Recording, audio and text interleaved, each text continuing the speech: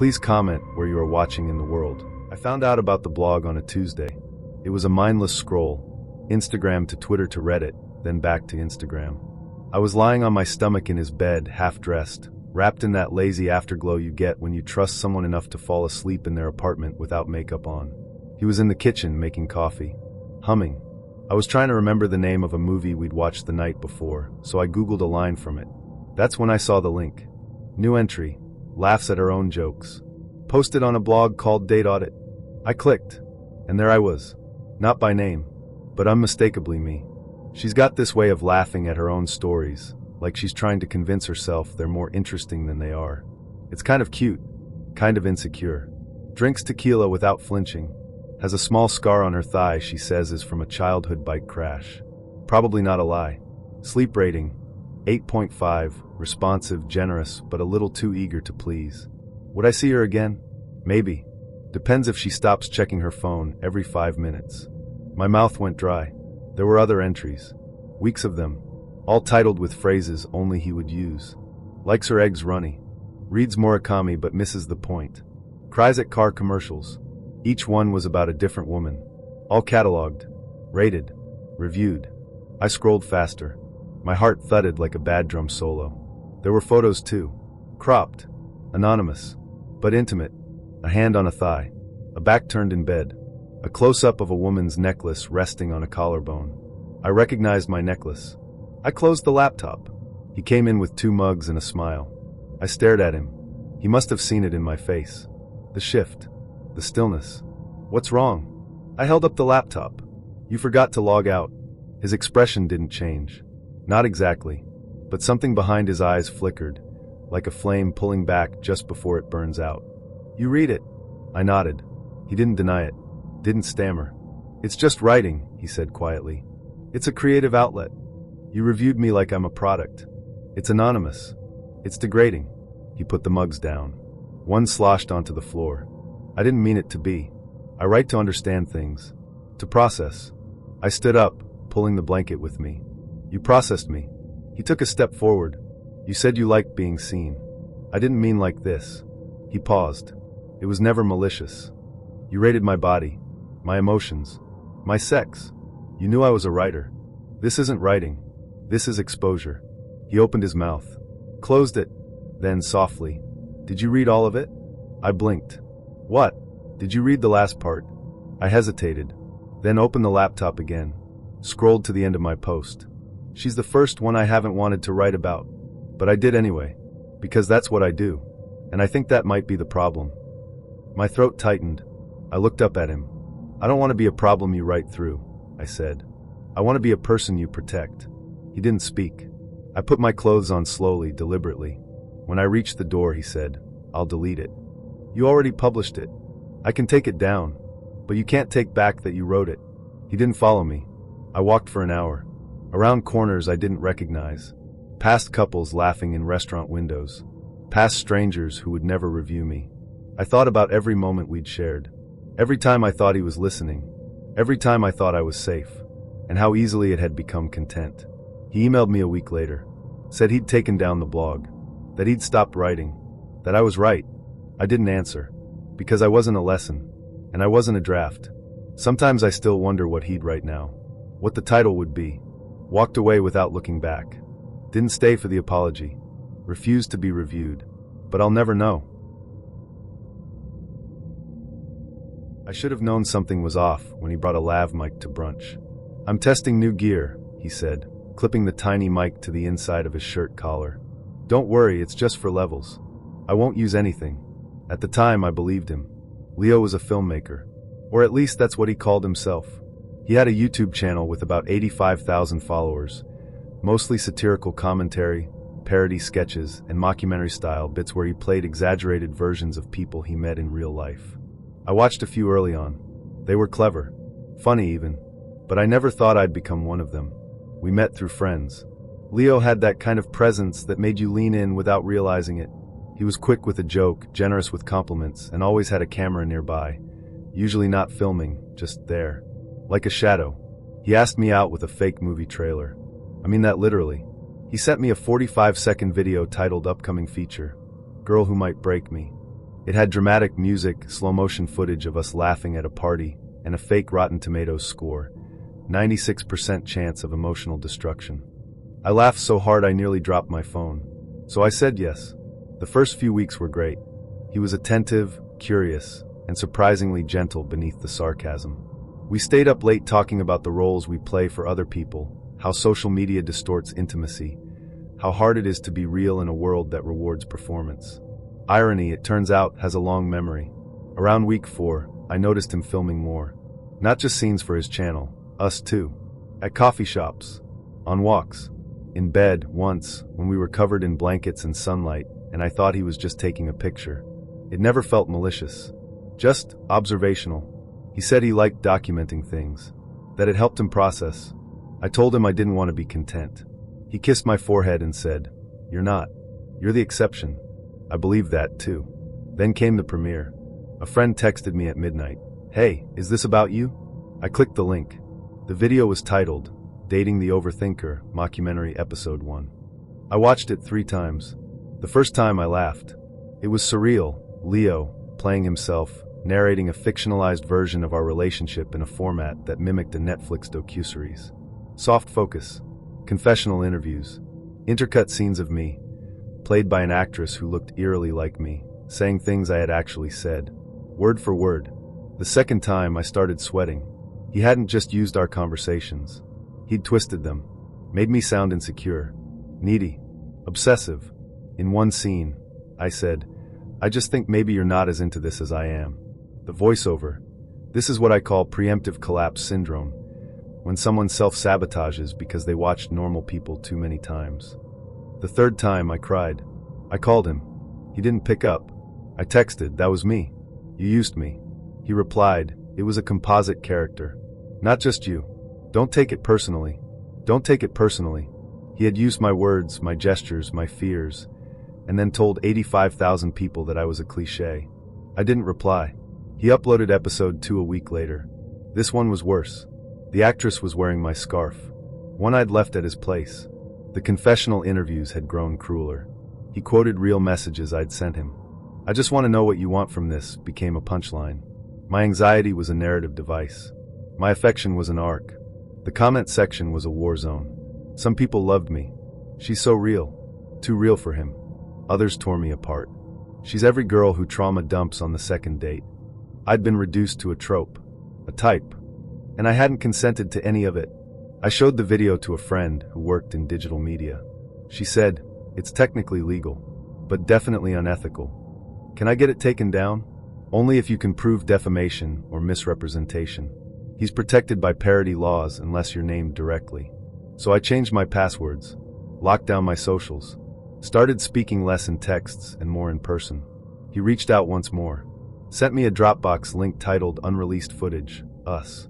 I never clicked it. Instead, I walked into a bar one night and saw someone watching one of the episodes at a table across from me.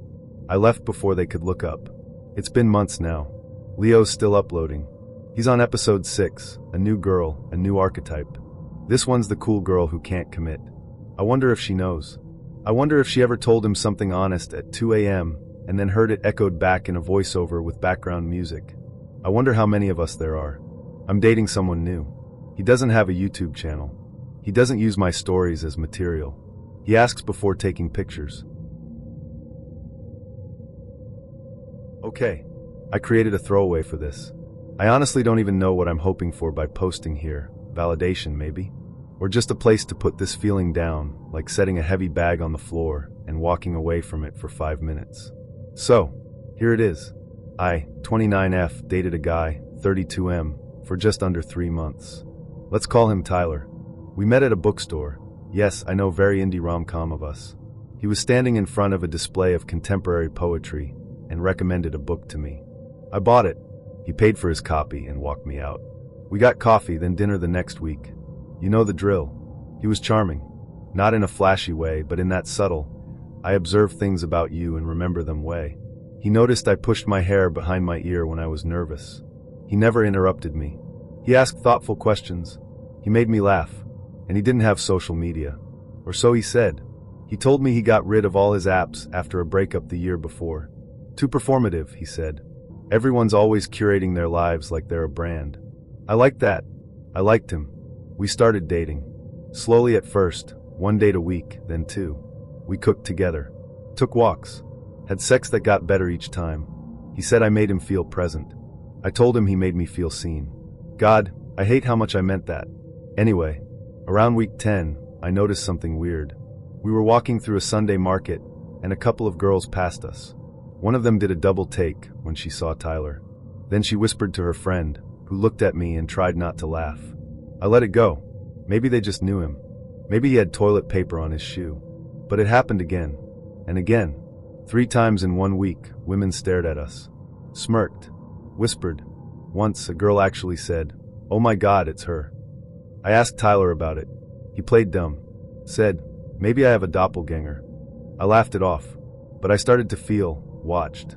Then one night, I was at his place, and I noticed a folder open on his desktop when he went to grab takeout from the door.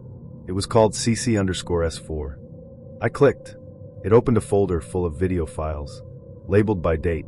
Each one had a title like, "The Bookstore Intro," "First Sleepover, No Kiss," "Surprise Picnic," she cried, "Episode 9 Montage Build," "Finale Planning." I clicked one. It was a video of me. From behind.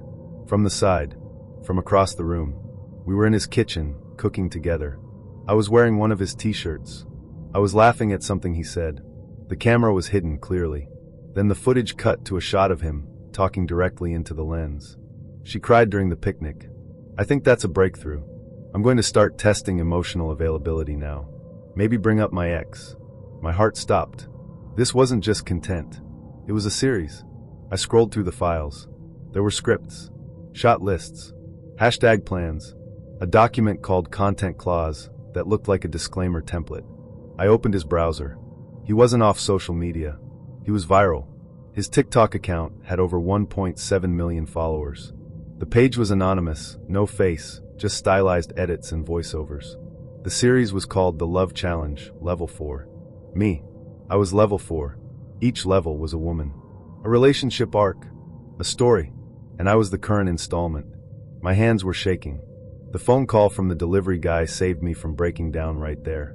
Tyler walked back in a minute later, carrying Thai food and smiling like he hadn't just filmed a documentary of my most intimate moments without my knowledge. I didn't say anything over dinner. I couldn't. I was trying to figure out if I was hallucinating, trying to understand what the hell was happening. After I left that night, I didn't sleep. At 4 a.m., I created a fake TikTok account and started watching the videos. They were polished, edited like a Netflix docuseries. Soft lighting, melancholy music, subtitles, voiceovers like, "She doesn't know it yet, but she's about to become the turning point." I caught her crying at the picnic. She thinks it's a safe space. That's what I wanted. She's starting to open. I'll start adding pressure in episode 10. People in the comments weren't just invested. They were obsessed. Team predictions, emotional analysis, fan art. I saw people dissecting my body language, my outfits, my laugh. One of them said, "She's the most emotionally complex level yet. I hope she gets a redemption arc." A redemption arc? Another wrote, "This one's too smart. He'll lose her at the finale unless he fakes a breakdown or proposes." I felt sick. I texted him, "We need to talk." He replied instantly, "Come over. Please." I showed up to his place the next evening. He looked nervous, almost relieved, like he'd been waiting for this confrontation and was excited to perform it. I said, "How much of this was real?" He said, "All of it." I shook my head. "No. You choreographed this. You wrote scripts. You knew how I'd react."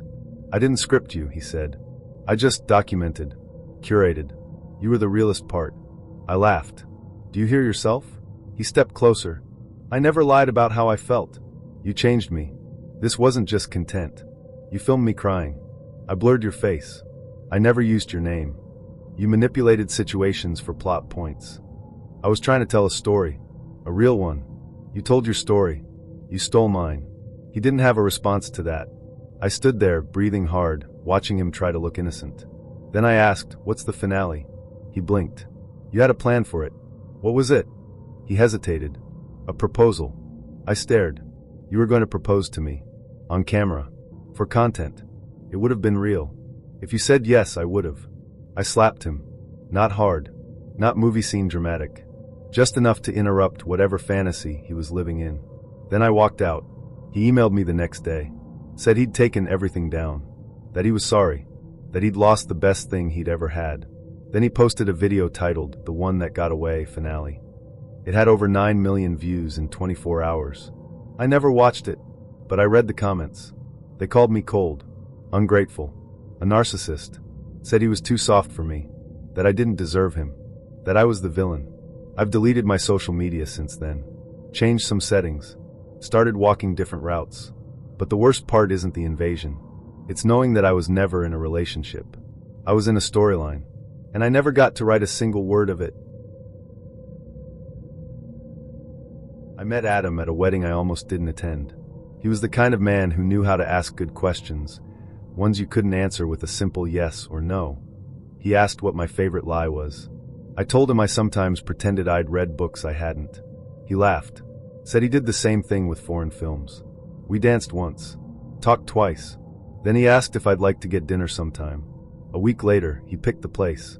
A modern Italian bistro with soft lighting, vintage jazz, and a wine list longer than the menu.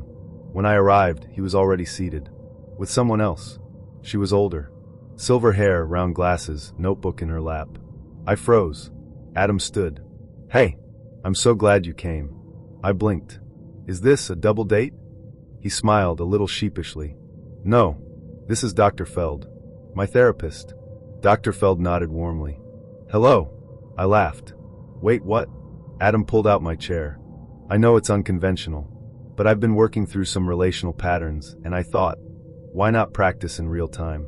Dr. Feld agreed to observe. I looked at her. She smiled like this was normal, like this was the kind of thing therapists did all the time. I sat down, mostly because I was too stunned to storm out. "Is this legal?" I asked. "Completely voluntary," she said gently. "Just observation and light guidance. No recording. No notes will be used beyond this evening." Adam added, "You can leave any time." "Seriously?" I nodded slowly. Okay. Let's see where this goes." The waiter came. We ordered wine. I chose the most expensive glass I could justify. Adam started with compliments. Said he liked how my voice dropped when I was being sarcastic. That he noticed I wore silver jewelry, not gold. That it made me look coolly lunar. Dr. Feld murmured, "Interesting. You're romanticizing quickly." Adam flushed. "Right. I do that." I sipped my wine and said nothing. They both turned to me. Adam asked, "What's your typical dating pattern?" I raised an eyebrow. "You mean besides being ambushed by therapists?" Dr. Feld chuckled. Adam winced. "That's fair." "I don't know," I said. "I tend to give too much. Then regret it." "Emotionally?" Dr. Feld asked. "Emotionally. Physically. Calendrically." "Calendrically?" Adam repeated. "I reorganized my life for people too early." Adam nodded, like he was filing that away. The food arrived. Risotto for him, squid ink pasta for me. Dr. Feld drank water and asked nothing about the food. Then Adam leaned in. "I want to know what makes you feel safe." I hesitated. "In a relationship?" "Yes." I glanced at Dr. Feld, who was watching me like I was a patient too. The question was sincere, but it felt like homework, like he was trying to ace a test. "To feel safe," I said slowly, "I want to be trusted, and left alone sometimes, and touched when I ask, not when someone wants to." Adam nodded again, too vigorously. Dr. Feld scribbled something. I pointed at her pen. I thought there were no notes. She smiled. "Habit." The night stretched. There were moments of real connection, when Adam talked about his brother, or when we laughed about our shared inability to cook rice properly. But every time we got close to something raw, he'd glance at Dr. Feld. For approval. For rescue. Halfway through dessert, I excused myself. I stood in the bathroom, staring at my reflection. I looked good. Lipstick intact. Dress flattering. Eyes alert. But I felt extracted. Like I was being mined for insight, not known for myself. When I returned, Adam looked nervous. "I think I messed this up," he said. Dr. Feld was quiet. "I shouldn't have brought her. I didn't trust myself to stay grounded." I sat down again. "It's not that," I said. "Or okay, it is. But it's also that this feels like performance. Like you're trying to prove you're emotionally evolved instead of just being present." He nodded slowly. I've been in therapy for 3 years, he said. I'm proud of the work, but I don't know how to stop working, even when I want to. Dr. Feld said gently, that's something to explore in session. He looked at her. You think I should leave? She smiled. I think you should listen. He turned to me. I like you. I wanted to do this right. But maybe I forgot to just be real. I looked at him. He was trying. He really was. But I couldn't ignore how much it had cost me to sit at that table. You're not ready, I said. Not for someone else. Not yet. He exhaled. I think you're right. Dr. Feld stood. I'll give you privacy. She walked away. Adam and I sat in silence for a while. Then he said, if I ever do get ready. I smiled. Then I hope you meet someone who doesn't need to be your mirror. He laughed softly. And this time, he didn't look to see if anyone approved. I should have said no. The email arrived 2 months after the breakup. Subject line, post-relationship closure study, participant invitation. At first, I thought it was spam, the kind of clickbait you scroll past on social media. Take this quiz to find out why your ex left you. But the sender was real. A university research lab. The message was polite, clinical. Dear name, you have been nominated by a former partner to participate in a one-time facilitated exit interview as part of a qualitative study on post-relationship dynamics. Participation is voluntary. The conversation will be monitored by a licensed facilitator. The goal is mutual closure and emotional clarity. If you agree, your former partner will also be present. The session lasts 90 minutes. Do not bring personal belongings of sentimental value. Do not record the session. Do not lie. That last line stuck with me. I stared at it for a long time. I hadn't spoken to Simon since the night I left. No texts. No calls. A clean break, the kind you only manage when you're too wounded to be curious. And yet, I clicked yes. The session was held in a sleek room on the 4th floor of a downtown building. White walls. One-way mirror. 2 chairs, facing each other. A third slightly off to the side. Simon was already seated when I walked in. He looked older. Not in a wrinkled way, just more settled. Or maybe I was just seeing him clearly for the first time. I wore a gray dress and no makeup. He wore that same navy sweater I used to steal when I slept over. The facilitator entered last. A woman in her 50s, hair in a low bun, clipboard in hand. Madeline, she said. I'll be facilitating. We nodded. She sat. We'll begin when you're ready. The first few minutes were awkward. Madeline asked Simon to describe why he'd signed up. He said, because I don't want to wonder anymore. She turned to me. And you? Because I'm tired of carrying the story by myself. She nodded. Let's begin with memory. What do you each remember most vividly about the relationship? Simon said, her laugh. It sounded like a dare. I said, the way he dried his hands on his jeans after washing them. We both smiled. Briefly. Then it passed. Madeline asked about the beginning. The first spark. The first fight. The first time we realized it might not work. It was surreal. Like narrating your own documentary. Simon said I never really trusted him. I said he liked the idea of me more than the reality. Halfway through, things shifted. The room got colder. Or maybe I did. Simon leaned forward. There are things I never told you, he said. I nodded. Same. He looked at Madeline. Can I? She said, if it's honest. He turned back to me. That night at your place, when you asked if I loved you, I said I didn't know. I remembered. I'd been wearing one of his t-shirts. The lights had been off. He continued, the truth is I did. But I didn't want to owe you that answer. I blinked. Why? Because then I'd have to prove it. Madeline's pen paused. I said, I would have accepted the effort. He said, I know that now. My turn. There was someone else, I said. He froze. What? Not physically. But, emotionally? Yeah, there was a guy at work. I never pursued it. But I thought about it. More than once. Simon stared. You should have told me. You weren't really listening by then. Madeline said. What did you want him to hear? I swallowed. That I was lonely. Even when he was sitting right next to me. Simon rubbed his face. I didn't know how to fix it. You didn't try. I didn't think I could reach you. So you stopped trying. Madeline said nothing. The silence pressed in from all sides. The last segment was the questions. We were each allowed to ask one question the other had to answer. Simon went first. Did you ever imagine staying with me? I said, yes. I pictured it all the time. But it never felt like peace. Just endurance. Then my turn. Was I ever real to you? Or just a version of what you thought you wanted? He looked down. Both, he said. You were real. But I edited you. Constantly. To make you easier to love. I nodded. That was the moment I knew we'd never try again. Not because I hated him, but because I finally believed him. As we stood to leave, Madeline handed us each a sealed envelope. Do not open this unless you feel ready, she said. We nodded. I watched Simon walk away first. He didn't look back. I opened the envelope that night. Inside was a single sentence. You survived something you almost called love. That's still survival. I cried. For the first time in months, it wasn't because I missed him. It was because I didn't anymore.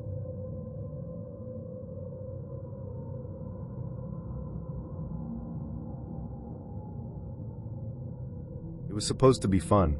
A murder mystery dinner. 3 hours. 1 body, 9 suspects, unlimited wine. I'd never done one before, but Theo had. He said it was his thing, theater for introverts. I rolled my eyes at that, but it made me laugh. He made me laugh a lot. We'd only been talking for 2 weeks. Matched on an app. Bantered about our mutual fear of group chats. He had a dimple and a voice like he'd read too many Noir novels. So when he invited me to the event, I said yes. I like a little drama. I just didn't know how much I was agreeing to. The venue was a converted brownstone downtown. Marble foyer, velvet drapes, too many mirrors. We signed in at a long table where a woman in a burgundy pantsuit handed us character cards. Tonight, you're Penelope Price, she said to me. Heiress. Complicated past. She turned to Theo. And you're Charles Vexley. Penelope's ex-lover. Possibly dangerous. He winked at me. Typecasting. I smirked. I'll try not to die too early. The woman Lark, her name tag said, smiled tightly. Don't worry. The dying's already happened. The game began in the dining room. 12 players. 1 victim, Bartholomew Black, found dead in the wine cellar fictionally. The facilitators had transformed the space into a 1920s mansion, complete with jazz playing on loop and servants in costume, bringing out trays of shrimp cocktail and tiny glasses of absinthe. We were given clues. Relationships. Secrets. We were supposed to act in character, sniff out motives, and try not to draw too much attention. Theo was good. Charming, cagey, always 2 steps ahead. When I asked how he knew so much about this stuff, he said he used to date one of the writers for the events. Did she kill you? I asked. He grinned. Repeatedly. About an hour in, things took a turn. I was in the parlor reading a note I'd found in the fireplace. Someone had hidden fake letters throughout the house, when I heard shouting from the dining room. Then a scream. I rushed in. Others were already gathering. Lark, the host, was standing rigidly beside the long table. One of the guests, an older woman in pearls, was slumped in her chair, unmoving. For a second, I thought it was part of the game. Then I saw the blood. Not fake blood. Real. Dark. Seeping into the linen tablecloth. Someone screamed again, a younger man in suspenders. Another guest backed away, knocking over a chair. Theo pulled me behind him. Lark raised her voice. No one leaves. We've called the police. We were herded into the sitting room. No one was allowed to leave. The doors were locked. Phones confiscated. For investigation purposes, Lark said. No one argued. The air turned viscous with suspicion. People whispered. Cried. Accused. Some tried to stay in character. Others broke completely. Theo squeezed my hand. Stay close. 2 hours passed. The police hadn't arrived. I started to feel like something was off. More than off. Wrong. Lark reappeared, holding a stack of envelopes. To move forward, each of you must open your final roll card. I stared at her. You said this was canceled. That someone died. She smiled. It's all part of the experience. Someone shouted. Is she dead or not? Silence. Then Lark said, you'll find out. If you play. I opened my envelope. Inside was a single sentence. You are the killer. No one must know. My heart dropped. I looked at Theo. He opened his envelope, read it, then looked at me. I couldn't read his face. The rest of the night bled into something between game and interrogation. People turned on each other. Old secrets, real ones, came out. One couple admitted to an affair. Someone confessed to stealing jewelry from the coat room. It was like the murder had cracked something open. And the worst part, I wasn't sure the woman was actually dead. No ambulance ever came. No one left. Around midnight, Theo pulled me into the hallway. "I think this is a setup," he whispered. I nodded. "I think so too. But not by the hosts." I frowned. "What do you mean?" He held up his envelope. It didn't say anything. Just a blank card. "I think someone rewrote the game. We found the woman in pearls, alive and very much alert, in the wine cellar. She wasn't bleeding. The blood had been fake." She looked at us and said, "You weren't supposed to find me yet." Theo stepped forward. "What the hell is this?" She smiled. "Immersive narrative. Full spectrum experience. You paid for authenticity." "I didn't pay for anything," I said. She shrugged. "Your date did." I turned to Theo. He didn't deny it. Outside, under the cold streetlight, I demanded the truth. He lit a cigarette with shaking fingers. "It was supposed to be a story," he said. "A shared trauma. Something we'd never forget. You planned this?" "Not the whole thing. Just the twist. I wanted to see how you'd react." I stared. "So I was the experiment?" "No," he said. "You were the protagonist." I laughed. Bitter and sharp. "You wanted a plot. I wanted a person." He looked away. "You don't get to write me into a thriller," I said. "I'm not your character. You played the part." I walked into a dinner, not a script. He didn't say anything else. So I left. I never heard from him again. But sometimes I still get emails from the event company. New titles. Death at Dusk. The Widow's Game. Secrets in the Cellar. I delete them. I've had enough fiction for one lifetime. We moved in together after 9 months. Too soon, maybe. But it felt right at the time. His lease was ending. Mine had just gone month to month, and we were spending nearly every night together anyway. His name was Elliot. He had one of those voices that sounded like it was always about to tell you something important. Quiet. Intentional. He made music recommendations like they were love letters, always with a little backstory. "This one reminds me of driving through Oregon in the fall," he'd say, queuing up a Bon Iver track. Or, "This one's what I imagine it sounds like inside a snow globe." So when we merged our Spotify accounts into a duo plan, it felt romantic. Domestic. Like hanging a framed photo or splitting the electric bill. We made shared playlists. Cooking on Thursdays. Backseat singing. Rain sex probably. They were cute. Honest. Little digital rituals. And then one day a new playlist appeared. It was called For Her, March 3rd. I saw it while scrolling through our shared account, looking for something to play while cleaning. I almost didn't click it, but I did. The songs were unfamiliar. Not objectively strange, just not the kind of music Elliot and I usually shared. A lot of acoustic male vocalists. A track by Jose Gonzalez. A few indie bands I didn't recognize. One song titled, You Were Quiet Then. I listened for a minute. It had a lyric that caught me. You said it like a secret, but I already knew. I paused the track. Checked the playlist description. There wasn't one. We never named playlists like that. For her. It was too scripted, too intentional. And March 3rd wasn't a date that meant anything to me. Not our anniversary. Not my birthday. I asked Elliot about it that night. He looked up from his laptop and said, "What playlist?" I showed him. He squinted. "Weird. I didn't make that." "Then who did?" He shrugged. "Maybe it's an algorithmic thing, like curated based on our listening habits. But it's labeled For Her. With a date." He leaned over, clicked through the songs. "Yeah, that is weird. Maybe it's a bug?" I nodded slowly, but I didn't believe him. A week later, another playlist showed up. Drive Home Late. I clicked it. This one had 7 songs. All slow.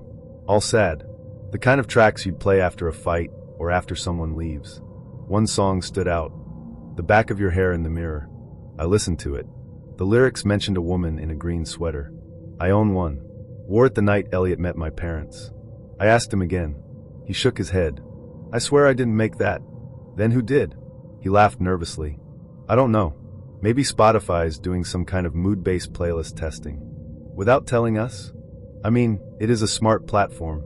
It learns from us." That night, I changed the password on our account. Just to be sure. By the 3rd playlist, I couldn't sleep. You lied about Thursday. When I opened it, it started playing automatically. No shuffle. No delay. The first track was titled Apartment 30B. That was the unit I lived in before moving in with Elliot. The second track, Rye Toast and That Joke You Hate. I didn't listen to the rest. I shut the laptop and called Mara. "You sound like you haven't slept," she said. "I haven't." I told her everything. She was quiet for a moment. Then, could he be messing with you? You think he's making the playlists? I mean, if he is, it's next level manipulative. But why? To control the narrative? Make you feel watched? I didn't want to believe that, but I couldn't rule it out either. I started checking the account obsessively. Every morning, every night. New playlists appeared every few days. When you left the light on, don't forget the cereal. She knew on Sunday, each one more specific than the last. Each one referencing something only Elliot and I could possibly know. I confronted him directly. You're doing this, I said. He looked genuinely hurt. Why would I? Because they're about us. About me. About things I haven't told anyone. He crossed his arms. Maybe you're projecting. Maybe it's just coincidence. No, I said. This isn't a coincidence. This is targeted. He didn't answer. Just looked away. I created a second account. Private. No shared access. No history. I didn't connect it to any devices. Just for me. It stayed clean. No strange playlists. No eerie titles. Until one day, a single playlist appeared. Private doesn't mean safe.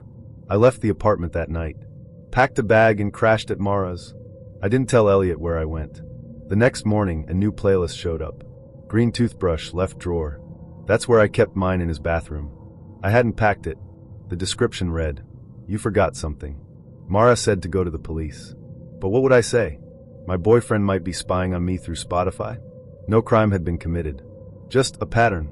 A pattern that made me feel like I was being watched, tracked, described.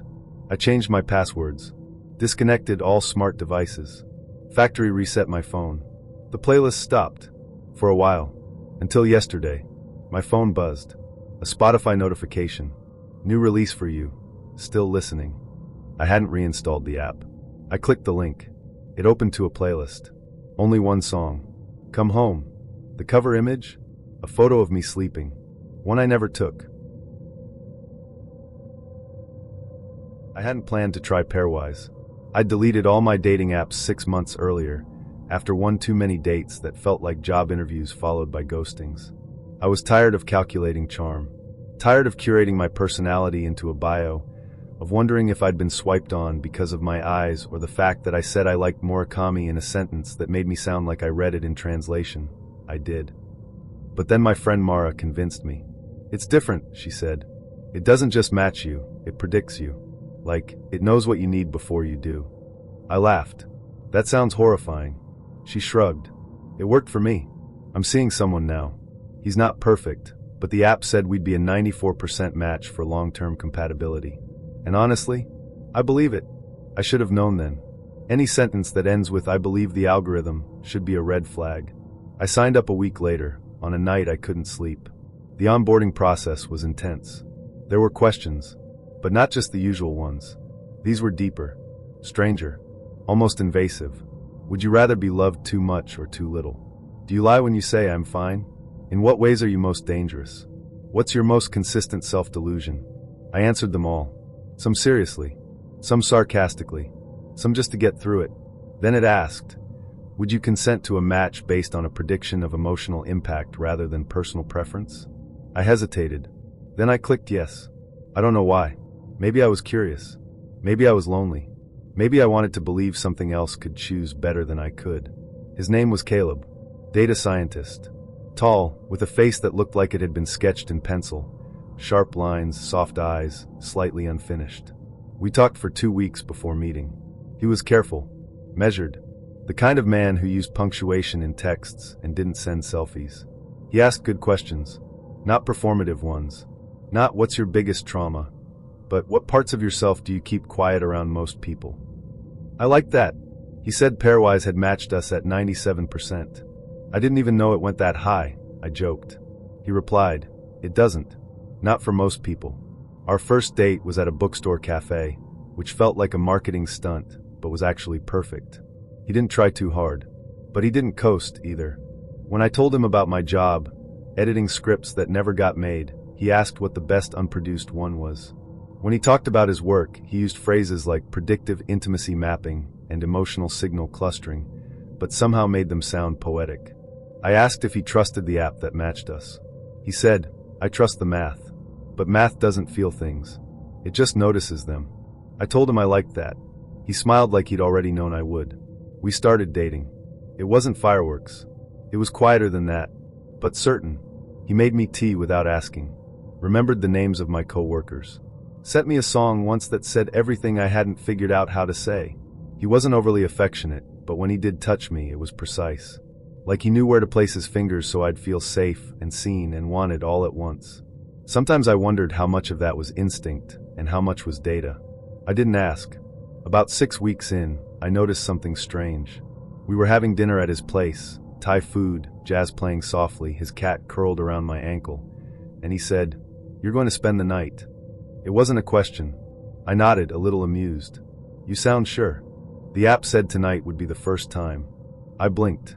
"You still check it?" He looked surprised. "Don't you?" "No. I thought once it matched us, that was it." He shook his head. "It evolves. It tracks interaction sentiment, facial micro-expressions, tone calibration.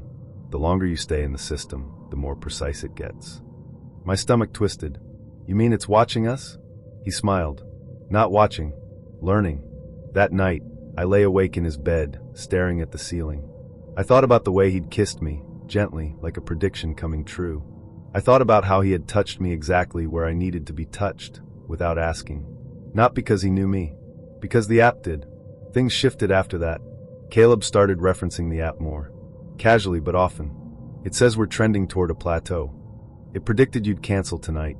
I planned for it. It thinks you're about to bring up something vulnerable." Not I feel. Not I think. But it says. I felt like I was dating a priest reciting from a holy text written in code.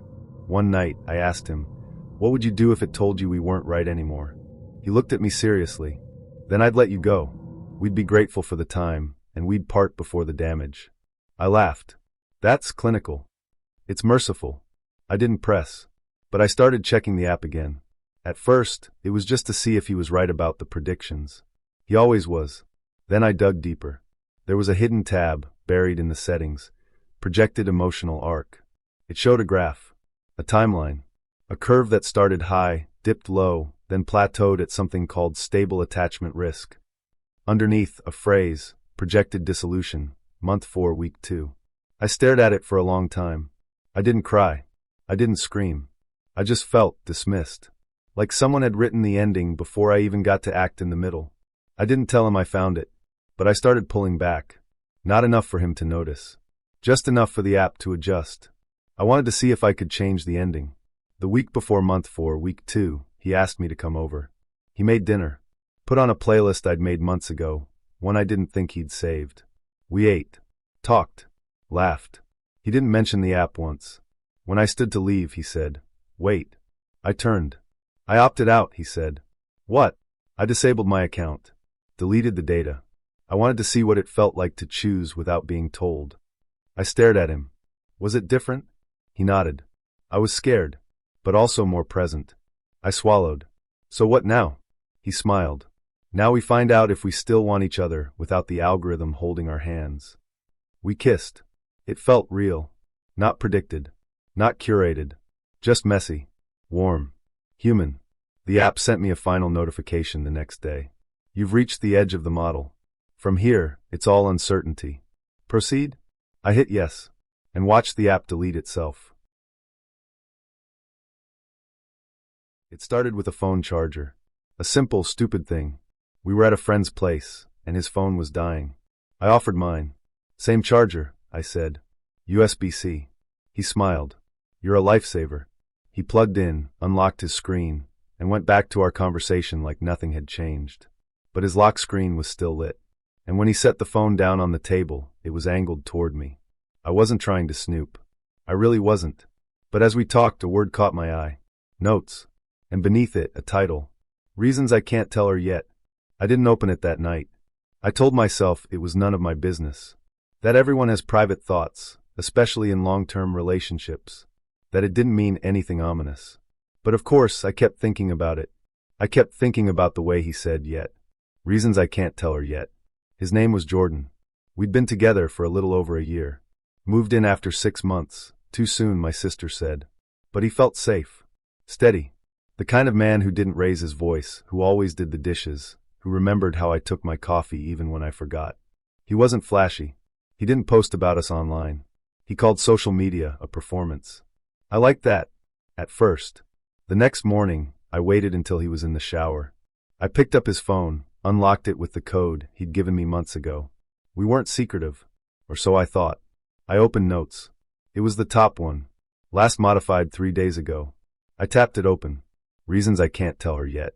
She trusts me. I don't want to break that unless I have to. I'm still figuring out if I'm staying. She's kind.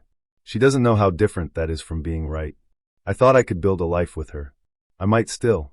But I think I'm in love with someone else. No, scratch that. I was in love with someone else. I'm just not sure it ended. I don't think she'd forgive me for the apartment, or the debt, or the message I never deleted. I don't want to lose her, but I don't think I deserve her. I stared at the screen. I didn't breathe. I heard the water stop in the shower and quickly locked the phone. Put it back where it had been. Then I went into the kitchen and made toast. When he walked in, towel around his waist, hair damp, he smiled like nothing was different. "Hey," he said. "You sleep okay?" "Yeah," I lied. "You?" He kissed my cheek. I almost flinched. I didn't confront him. Not right away. Instead, I played it cool. Paid attention. I started watching for signs. The way he hesitated when I asked about the future. The way he kept his phone face down. The way he lingered on certain names when he scrolled through texts. I checked the Notes app again a few days later. He'd edited the entry. Reasons I can't tell her yet, updated. Number 11. She looks at me like I'm still good. Number 12. If I told her, she'd stop. I started noticing things around the apartment. A key I didn't recognize on his keyring. A receipt from a wine bar I'd never been to, dated the night he said he was working late. A pair of earrings in the bathroom drawer that weren't mine. I didn't say anything. I just started taking photos. Quietly. One by one.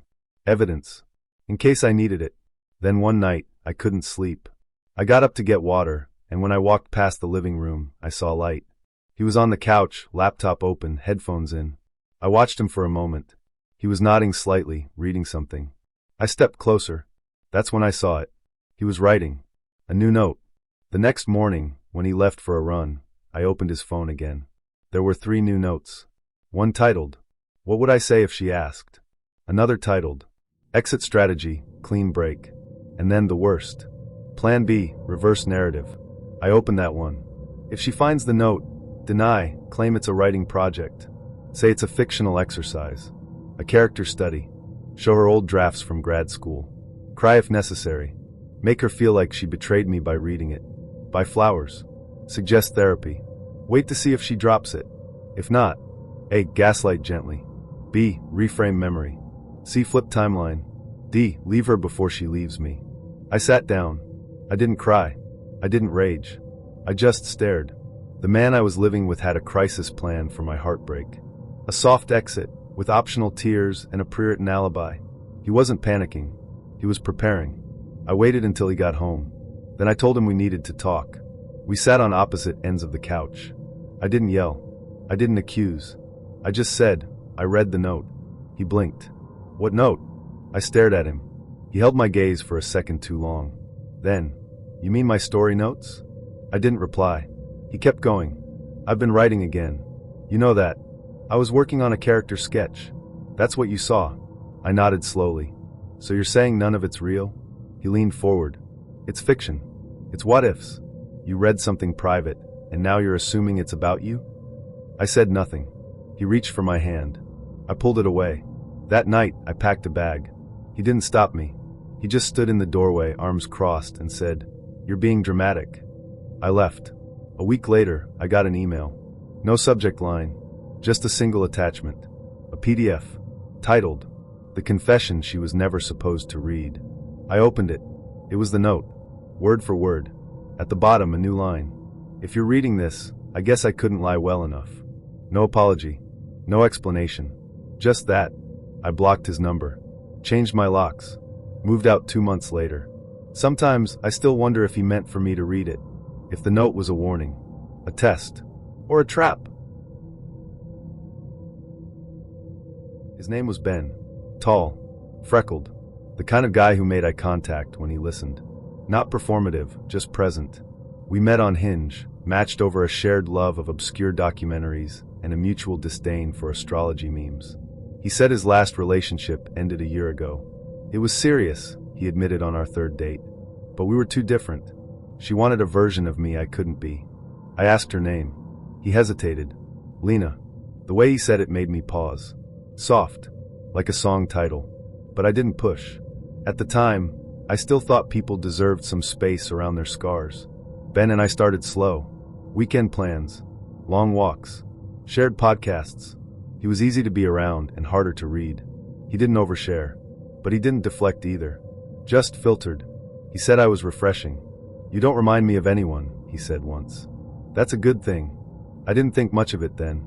Now I wonder if that was ever true. 3 months in, we were at his apartment watching a movie when his phone buzzed. I wasn't trying to snoop. He left the screen facing up. The notification read, Lena, can I just ask one thing? I didn't say anything, but I noticed. Later, I casually asked, do you still talk to your ex? He shrugged. Occasionally. She reached out a few weeks ago. Closure stuff. Is it okay if I ask what kind of closure? He paused. She wanted to know if I ever really loved her. That kind of thing. I nodded, but the pit in my stomach stayed. That night, I looked her up. I didn't even know her last name. Just Lena, and that she was a painter. That's all he'd said. It took 3 Google searches and 1 deep Instagram dive to find her. She was beautiful. Not intimidatingly so, just soft. A lot of pale colors. Long captions. Close-up shots of oil on canvas. Paint under her fingernails.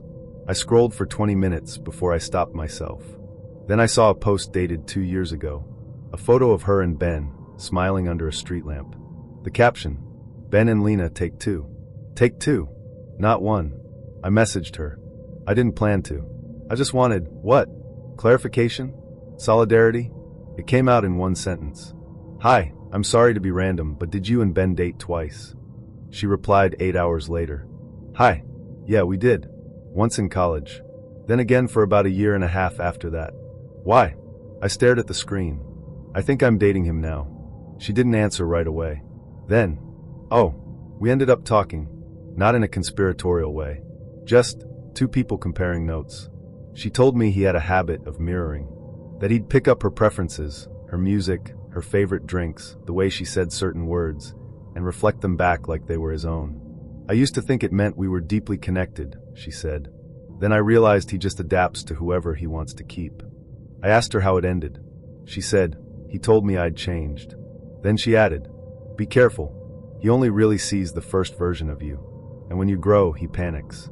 I didn't tell Ben I'd spoken to her, but I started noticing things. The playlist he made me, it had 2 songs from Lena's Instagram story saved in it. The nickname he used, Blue, I thought it was random. Lena had a painting called Girl in Blue from the year they got back together. He'd told me he liked women who were unpredictable in quiet ways. She said he told her the same thing.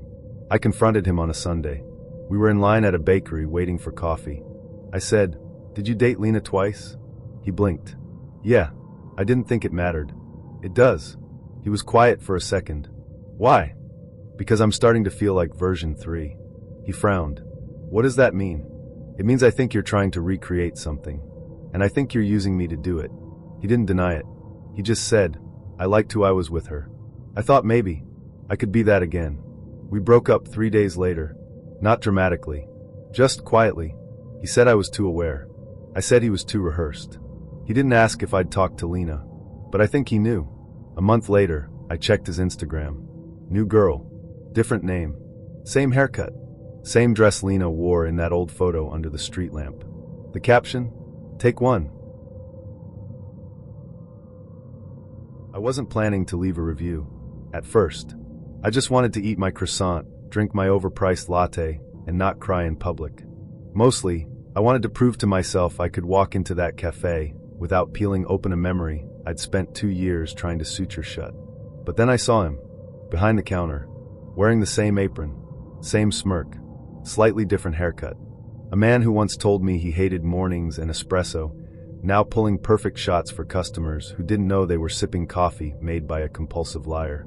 That's when I opened Google Maps, tapped the place, scrolled to write a review, and started typing. 1 star. For the croissant, which was fine.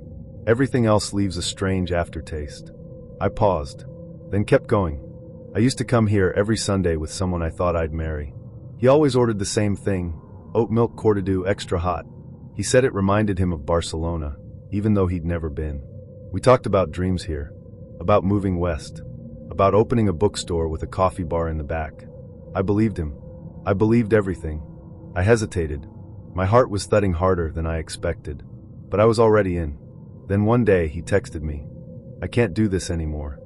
No call, no conversation, just a digital shrug. He blocked me on everything, vanished. I didn't even get to return the copy of his house key I still had. I stared at the screen. People were watching him laugh behind the counter. He didn't see me. I kept writing. So imagine my surprise when I walked in today, for the first time in 2 years, and saw him here. Working, laughing, alive, like nothing ever happened. I guess he still likes his cordidu extra hot, and his exits even colder. I hit post, closed the app, and left. The review got 12 likes in the first hour, then 50, then over 200. By the end of the day, it had been screenshotted and posted on a local gossip forum with the caption, "Best Cafe Review of the Year." Someone check on this man. I didn't include his name. Didn't have to. People figured it out. 3 days later, someone emailed me. No subject line. Just this. I think we dated the same guy. Was his name Colin? I stared at the screen, then typed back, "Yes." When? She replied in minutes. 2019 to 2021. He ghosted me after telling me he wanted to introduce me to his family. Said he needed space. Never heard from him again. I replied, "Same." More messages followed. Different women. Same story. I met him at that cafe too. He told me he wasn't ready for a relationship. Then I saw him on Hinge 3 days later. He said he was going to therapy. He wasn't. He said he loved me. He said I was the only one. Each message was a match striking in the dark. And suddenly, I wasn't alone in the fire. One of them, a woman named Tasha, suggested we meet.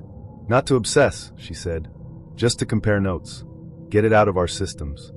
We met at a wine bar, because none of us could stomach going back to that cafe. There were 5 of us. We ordered a bottle of red. Then another. Stories flowed like a confession circle in purgatory. The timelines overlapped. The lies were recycled. He told me I was ethereal. He told her she was soothing. He told all of us he had a fear of being forgotten, right before disappearing. He told me he didn't believe in labels, one woman said, rolling her eyes. But apparently he believed in backups. We laughed. The kind of laughter that comes from shared damage. Not bitter, just awake. Tasha had an idea. What if we all left reviews? I blinked. Like, coordinated? Not coordinated, she said. Just honest. The next day, a new review appeared. The croissants are decent. But if the barista with the tattoo of a compass offers to take you on a road trip, say no. He'll ghost you somewhere between Asheville and your self-worth. Another followed. This place smells like lies and oat milk. Ask the guy behind the counter to define emotional maturity and watch him short-circuit. Then another. If you're reading this because you're thinking about dating the guy who works here, don't. He collects women like vinyl, only interested until the next rare find. Good luck. The cafe owner responded to the reviews, defending his staff. Then he stopped. People weren't reviewing the cafe anymore. They were reviewing him. And Colin? He stopped posting on Instagram, then eventually stopped showing up at work. 3 weeks later, I got a DM. Private account. No bio. But I knew it was him. You didn't have to do this. I stared at the message, then typed back. You're right. I didn't. But I did. And now you know what it feels like to be seen without consent. He never replied. I didn't delete the review. It's still there, buried under new ones now. Some funny, some sad, some probably fake. But mine is the original. The first spark. I go back and reread it sometimes. Not out of spite, not even out of pride, just to remind myself that silence is not always strength. The invitation came in a gold-lined envelope. My name was handwritten on the front. No return address, no note. Just a card inside that read, "You are warmly invited to celebrate the wedding of Matthew James Granger and Claire Elise Monroe." I stared at it for a full minute. Not because I was surprised, but because I wasn't. Matthew was the kind of person who would invite you to his wedding after ghosting you for a year and a half. He was the kind of person who would call it graceful closure. Who'd say things like, "I hope this doesn't feel weird," and "I'd love for you to be there if you're in a place to come." He was also the kind of person who ended relationships with phrases like, "I just need to do some internal work," and "You're incredible, I'm just not ready." He said both of those things the night he left. And then he blocked my number. I stared at the RSVP card for days. Checked the box that said, "Accepts with pleasure," mailed it back, and bought a new dress. The wedding was held at an estate winery 2 hours outside the city. Everything was soft gold and eucalyptus. The kind of venue where people use words like timeless and elevated. I arrived alone. Someone handed me a flute of champagne before I'd even made it through the courtyard. "You look stunning," said a man in a navy suit I didn't recognize. "Thanks," I said. "I'm here for the toast." He laughed. "Aren't we all?" I found my seat, table 9. Not close enough to be suspicious. Not far enough to be invisible. Clever. Calculated. Matthew was good at optics. I watched him walk down the aisle. He looked older. Still handsome. Still clean-shaven. Still wearing the same cologne he used to keep in my bathroom drawer. His bride was beautiful. Of course. They always are. I didn't cry. I didn't flinch. I clapped when the vows ended. Raised my glass at the kiss. Smiled at the photos. And waited. Dinner was roasted halibut and baby vegetables. The wine flowed like a bribe. Then came the speeches. The best man went first. Then the maid of honor. Then the father of the bride. Then the mic was left on the table, in case anyone else wanted to say a few words. I stood up. Someone at my table whispered, "Do you know them well?" I smiled. "We go way back." I took the mic slowly. Walked to the front of the room. I didn't raise my voice. Didn't clear my throat. I just began. I wasn't planning to speak tonight. But then again, I wasn't planning to be invited. A few polite laughs. I kept going. I first met Matthew on a Thursday. I remember because he said Thursdays were his favorite day. Hopeful but low pressure. He was charming. Thoughtful. The kind of man who notices when you change your shampoo but never asks why. A few people tilted their heads. He was frozen. I kept going. We dated for a little over 2 years. He told me he loved me in the middle of a grocery store aisle. Said he wanted 3 kids and a dog named Pascal. I believed him. I believed everything. Gasps now. Claire looked at him. He didn't look back. He left with a text. Said he needed space to grow. Said I deserved someone who could give me what I needed. Then he disappeared. No call. No follow-up. Just silence. I paused. So imagine my surprise when I received this invitation. No note. No explanation. Just a card. Like a reset button. I looked at him then. "Matt, if you're listening, I want you to know I'm not here to ruin anything. I'm here to return something. My silence." The room was dead quiet, because silence is a form of consent, and I never gave mine. So today, in front of your family, your friends, and your new beginning, I want to say thank you. A murmur. Thank you for teaching me what closure doesn't look like.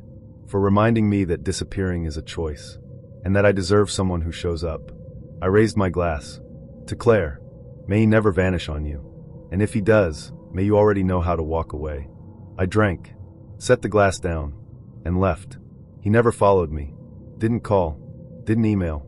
But 3 days later, I got a message from an unknown number. "You didn't have to do that." I replied, "You didn't have to invite me." I heard they annulled the marriage within a month. Rumors. I didn't check. I didn't need to. I didn't figure it out because he cheated. I figured it out because he got sloppy. A photo, barely perceptible, reflected in a wine glass, posted to his story. 2 glasses, one hand with pale pink nails, and someone's face half visible in the curve of the glass.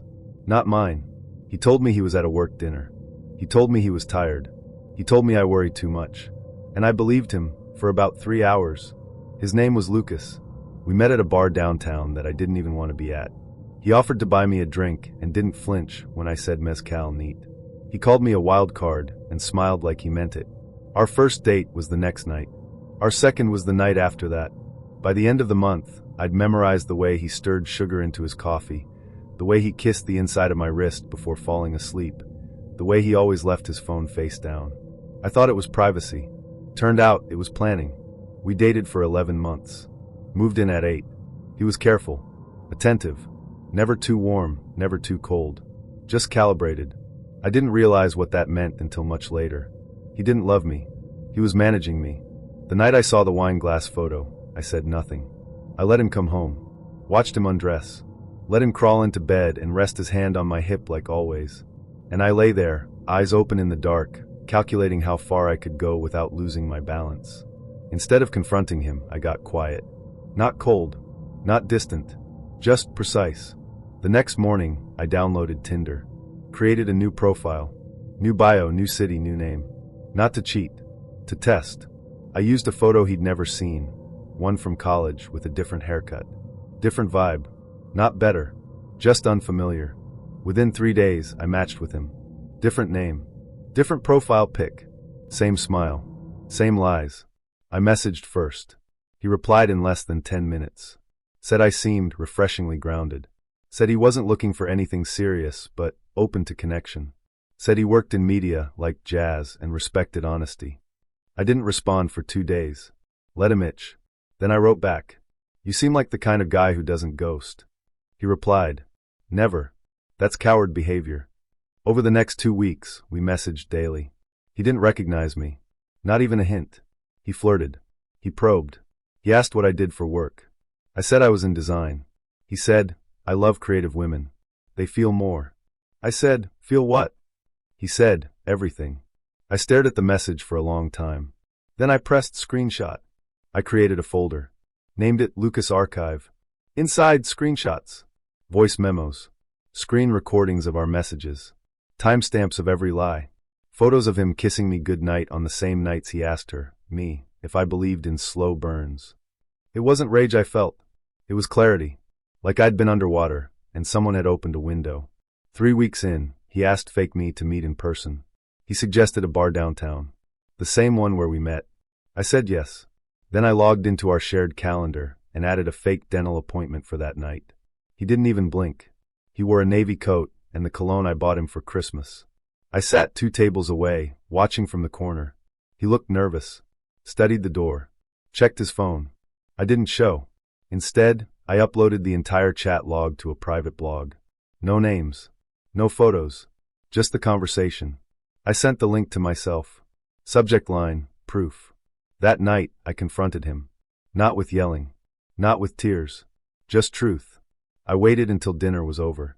We were on the couch, sipping wine, his arm over my shoulder like a lock. I said, how was your dentist appointment? He smiled. Fine. Just a cleaning. I held up my phone. Opened the blog. Watched his face change as he read the words he'd written to a woman who didn't exist. He said nothing for a long time. Then, this is insane. I nodded. Agreed. He stood up. You catfished me. I smiled. You cheated on me with me. He opened his mouth. Closed it. Finally said, I don't even know what to say. I stood too. Don't. I prefer silence. He moved out 2 days later. Didn't ask for his things. Didn't follow up. Didn't apologize. But 2 weeks later, I got a message from a number I didn't recognize. I saw the blog. I think we dated the same man. I replied, tell me everything. Now there's a folder. Not just mine. Ours. A quiet record of women who refused to be rewritten. No names. No drama. Just details. Receipts. And a shared understanding.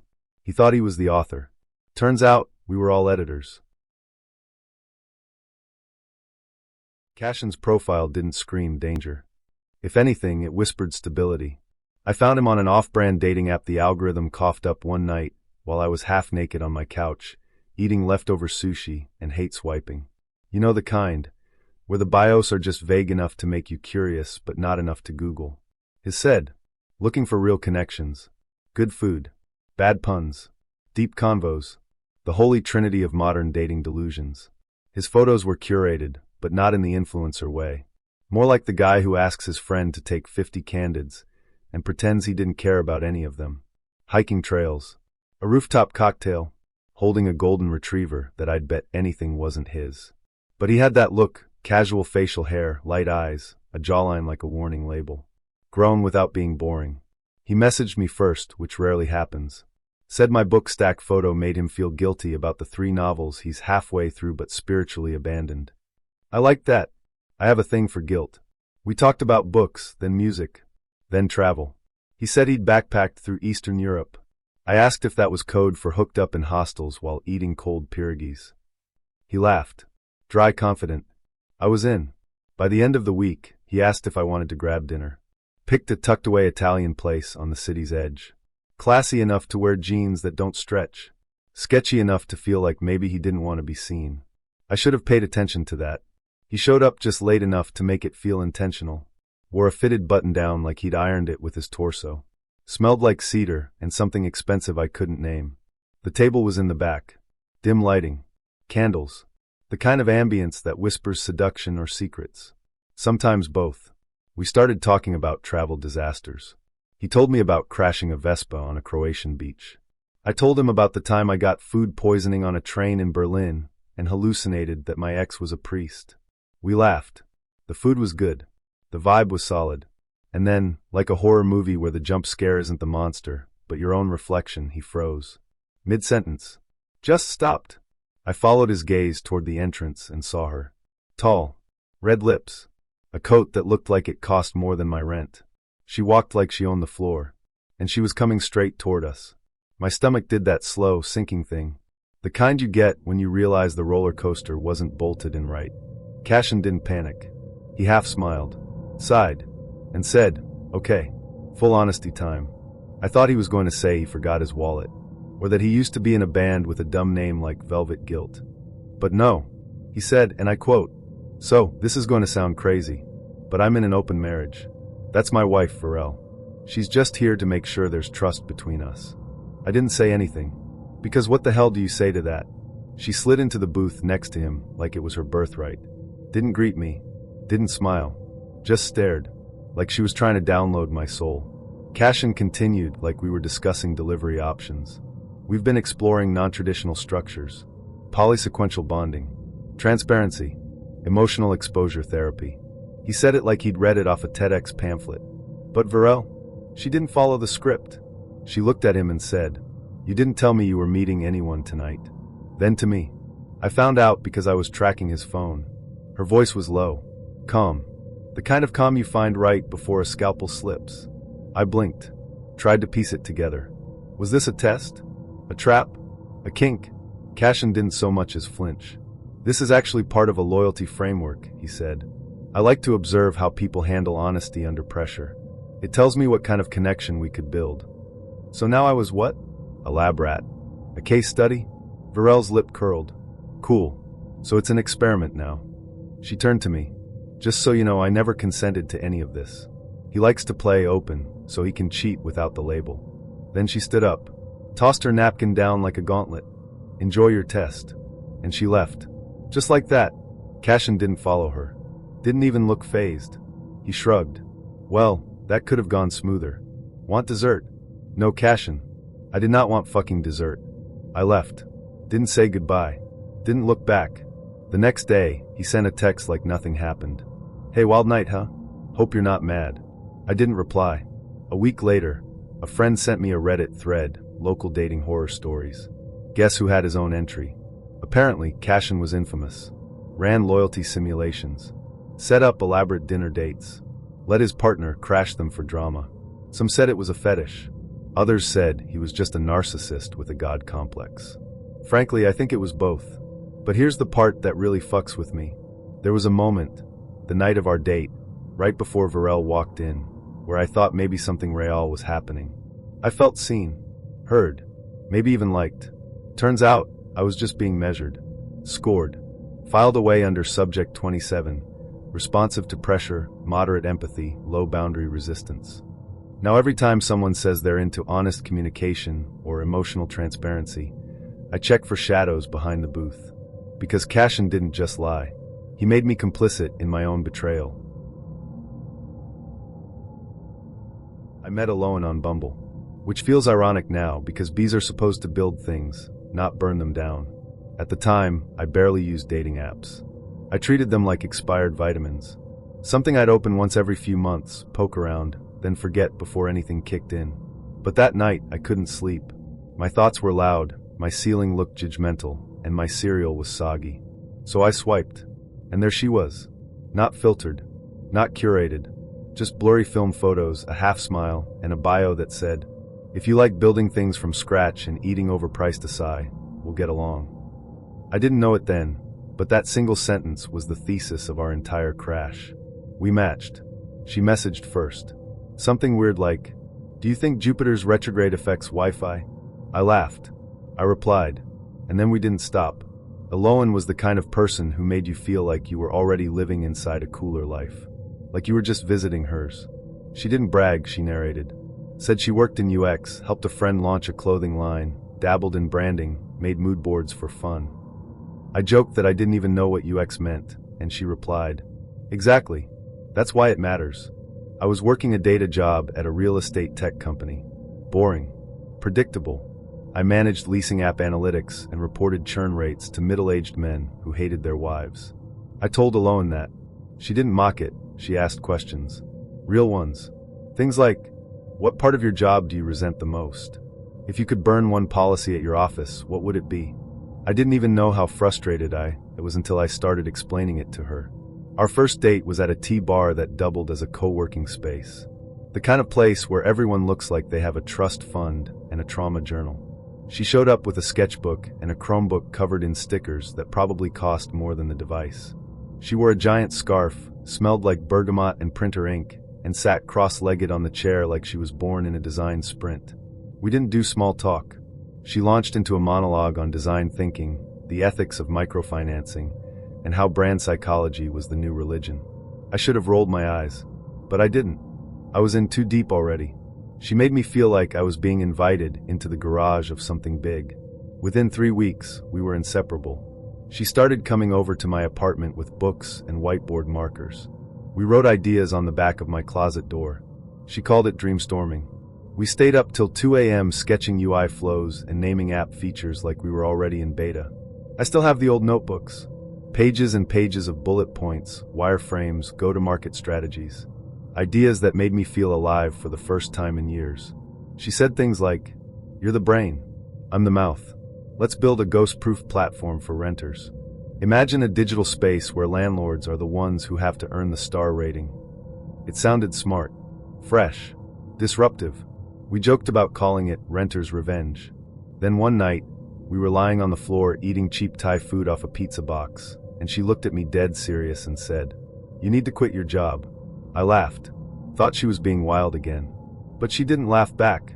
She sat up, hair falling into her face, and said, "I'm serious. You're wasting time.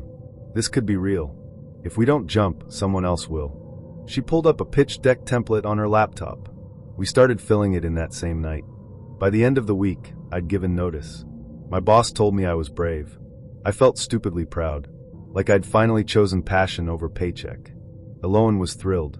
Said we'd take a week to build the MVP, then start prototyping. She booked us 2 days at a co-working space downtown. Said her friend Reese had passes. Day 1, she showed up late but buzzing. We whiteboarded like maniacs. Day 2, she no-showed. Said she wasn't feeling well. Then came the excuses. Wi-Fi's out. Family emergency. Migraine. My cat's sick. Except, she didn't have a cat. After a week of vague texts, she ghosted completely. No call. No, this isn't working. Just silence. I spiraled. I called. Messaged. Emailed. Checked her socials. Nothing. It felt like she'd evaporated. I started doubting my memory. Was I crazy?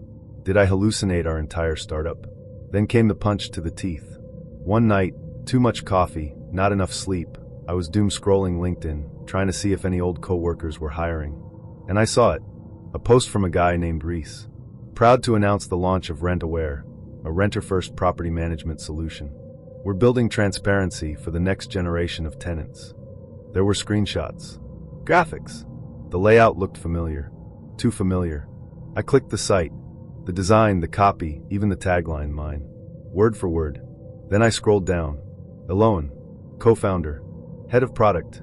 It felt like someone had scooped my insides out with an ice cream scoop and left the shell smiling. That night, I tore through our old Slack messages. Found the pitch deck. The draft emails. Our notes on competitor analysis. Every single part of RentAware was ours. Except now it wasn't. Reese was her ex. I remembered her mentioning him once. Said he was arrogant. controlling, toxic. Turns out she was just rebuilding the dream with him instead of me. Using my words, my drafts, my late night ideas. I wanted to scream, wanted to call her out, post a thread, report the site. But I didn't do any of that. I just sat in the dark, staring at the screen, feeling like the dumbest man alive. The kind of man who quits his job for a fantasy built on someone else's blueprints. It's been 7 months. Renaware got seed funding. They launched a beta, hired a design firm, got featured on a startup podcast. Meanwhile, I've been picking up contract work and watching my savings bleed out. Sometimes I still scroll through the site, click through pages that used to live in my sketchbook. Find lines I wrote in my kitchen now floating on their homepage. It's like watching your child grow up in someone else's house. I haven't heard from her since. No apology, no explanation. Just the soft echo of a woman who knew how to make you believe in something long enough to take it. If anyone ever tells you to quit your job for a startup after 3 weeks of dating, don't. Unless you want to be the unwitting ghostwriter of someone else's success story. Eloan didn't break my heart. She stole my architecture and planted it in someone else's garden. Leith wasn't the kind of guy you'd expect to unsettle you. He didn't walk into your life all loud and shiny, demanding to be noticed. He sort of drifted in like fog or the smell of old books, quiet, slow, comforting even. The kind of guy whose presence feels like a weighted blanket on a cold day. We matched on an app one only checked when I wanted to feel something soft and low stakes. His profile was simple. A photo of him playing piano. Another of him biking through some misty trail. One where he's holding a coffee and a tattered paperback like he lives in a coming-of-age film. His bio read, amateur documentarian, good listener, always down for tacos. It didn't scream for attention. It hummed, and I was tired of screaming. We started talking. His texts had this calm rhythm to them. He punctuated sentences like he was brushing lint off a sweater. No overused emojis. No LOL spam. Just clear, thoughtful replies. He asked questions that didn't feel like interviews. They felt like invitations. What movie do you watch when you're sad? What part of your childhood feels like fiction now? Do you think silence is more honest than words? I answered all of them. Because I wanted to.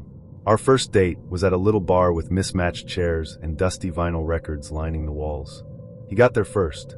Sat at a booth in the back, sipping something brown and moody. When I walked in, he looked up like he already knew what I'd look like. He didn't compliment me right away. He just said, "You found it," as if I'd passed some quiet test. We talked for hours. About childhood scars and forgotten suburbs. About documentaries and the slow death of print. He told me about a short film he made called Static Cities, a visual essay on crumbling towns and empty malls. I told him about my failed attempt to learn guitar in high school. He smiled and said, "That feels like a poem." That night, we walked around the block after the bar closed. The air was wet. His hands were in his pockets. He didn't try to kiss me, just walked like he had time. It felt safe. We hung out more. A second date at a coffee shop where they played jazz from cassette tapes. A third at a bookstore that sold tea with names like Existential Dread and Poet's Elixir. A fourth at a laundromat where we sat on a bench watching dryers spin like they were time machines. Leith never tried too hard. Never tried to impress. He just showed up. Thoughtful. Steady. Present. He'd say things like, "You don't laugh like other people. You answer like you're hiding a better version of the truth." And somehow, that didn't feel invasive. It felt like someone finally noticing the parts of me I didn't know were visible. Then came the cafe with the rain. It was a tiny place that only played vinyl and didn't believe in sugar. We sat by the window while the world turned gray outside. He ordered ginger lattes. I hated ginger, but drank it anyway. We started talking about emotional patterns. He said something like, "People repeat the same behaviors on first dates. Like code they don't realize they're running." I nodded. Sure. Everyone has a script. Then he said it. So casually, it took me a few seconds to process it. I've actually been recording most of my dates lately. Just for reflection. I blinked. Thought I misheard him. "You mean like journaling?" I asked. "Writing down what happened?" He shook his head. "No. Like recording recordings. Audio. Sometimes video. It helps me see the dynamics more clearly. The patterns. You'd be surprised what you miss in real time." He stirred his drink like he hadn't just detonated something between us. I'm sorry, what?" I asked, my voice suddenly hollow. He leaned back and said, "It's not creepy. It's not about catching people doing anything wrong. Just observing. For personal growth." He said it like it was a meditation app. Like the most normal thing in the world. I stared at my cup, trying to remember everything I'd said to him over the past few weeks. Every story I told. Every vulnerable moment I offered like a gift. Had he recorded those? Had he watched them back like film reels? He nodded slowly. I used a small mic under my jacket on 2 of our dates. And a GoPro once. I barely turned it on though. Barely. I felt my skin go cold. My fingers clenched around the mug like it could anchor me. "You recorded me," I said, not a question. He nodded again. "Just for reflection. Only first names. I don't share them." As if that made it better. As if my words, my face, my moments weren't being folded into some secret archive of human behavior like data in a lab. I asked him if he had a folder. A place where he kept these files. He didn't even hesitate. "Yes." I tagged them by tone. Humor percentage. Eye contact. Vocal shifts. I wanted to vomit. I left. I didn't finish my drink. Didn't say goodbye. I walked home in the rain, trying to remember if I ever said anything I'd regret. If I ever looked too soft. If he had footage of me smiling like an idiot while he stared at me like a damn research subject. He texted the next day. "Last night was intense. Want to check out that new bookstore cafe?" Like nothing had happened. Like he hadn't told me I was a file in his emotional Dropbox. I didn't reply. I didn't block him either. I just archived the chat. Like I was trying not to become one of his patterns. A few weeks later, I told a friend who works in tech about him. She gave me a look I'll never forget.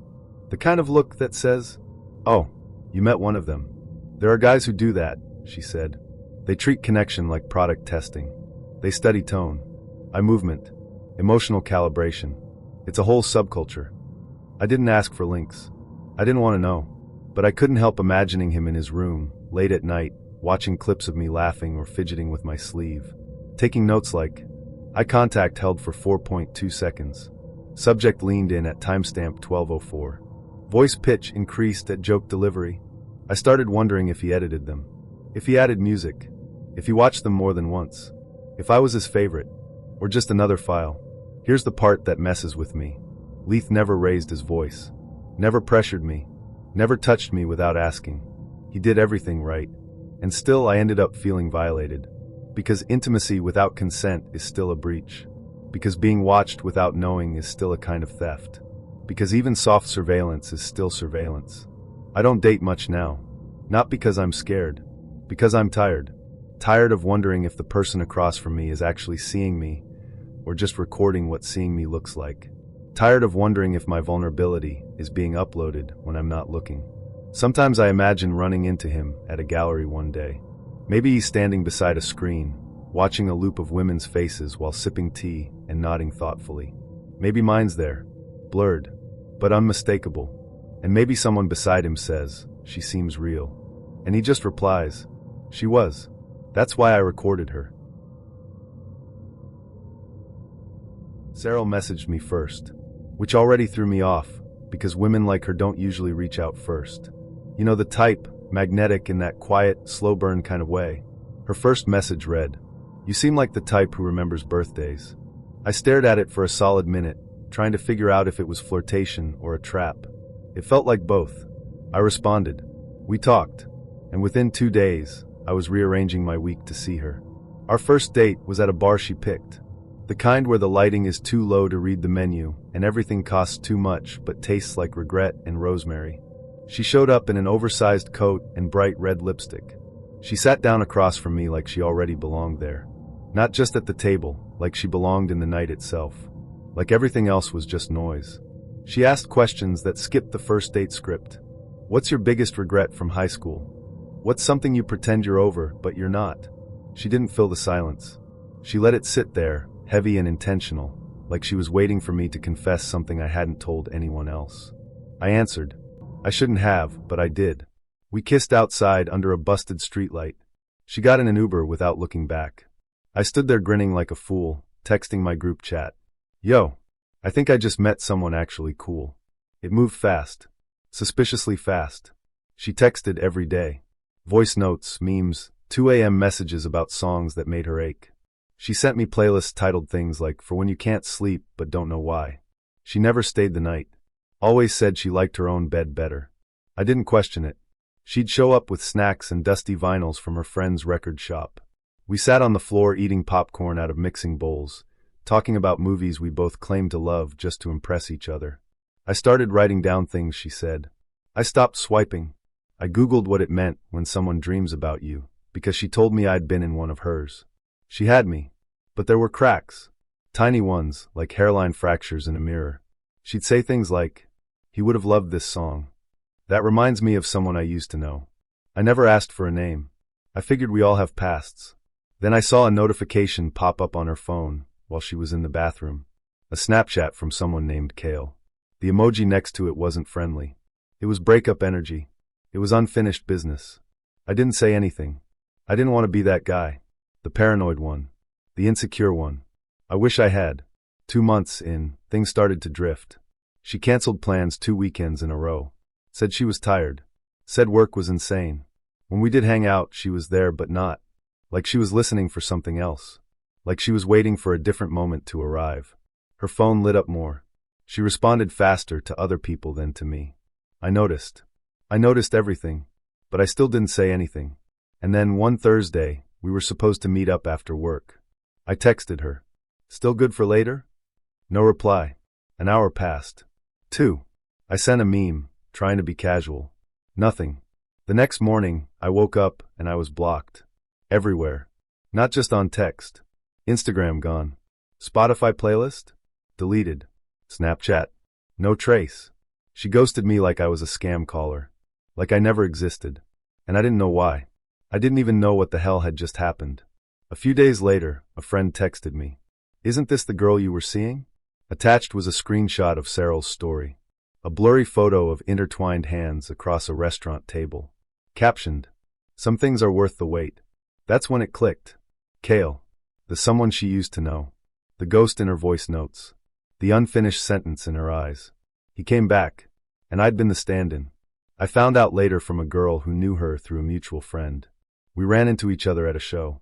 She looked at me like she recognized my name, but couldn't place it. Then it hit her.